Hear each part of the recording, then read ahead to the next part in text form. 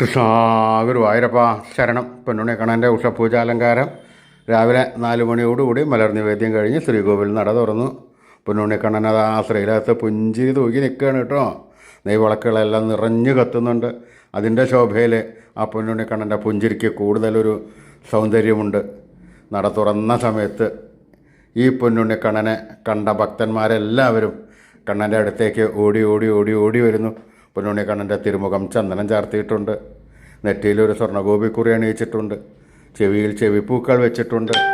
മാറത്ത് ഒരു സ്വർണ്ണത്തിലകവും ഒരു സ്വർണ്ണമാലയും ചാർത്തിയിരിക്കുന്നു. പൊന്നിൻ കിങ്ങിണി കെട്ടി പട്ടുകോണകമെടുത്ത് ഒരു ചുവന്ന പട്ട് ഞൊറിഞ്ഞെടുത്തിട്ടുണ്ട്. കയ്യിൽ ഓടക്കുഴലും താമരയുമുണ്ട്. സ്വർണ്ണ കിരീടം ചാർത്തി കിരീടത്തിന്മേൽ 3 തിരുമുടിമാലകളും 2 വലിയ വനമാലകളും ചാർത്തിയിരിക്കുന്നു. ആ പൊന്നുണ്ണി കണ്ണനെ എല്ലാവരും മനസ്സിൽ വിചാരിച്ചോളൂ, പ്രാർത്ഥിച്ചോളൂ. കണ്ണൻ്റെ അനുഗ്രഹം എല്ലാവർക്കും ഉണ്ടാവുന്നതാണ്.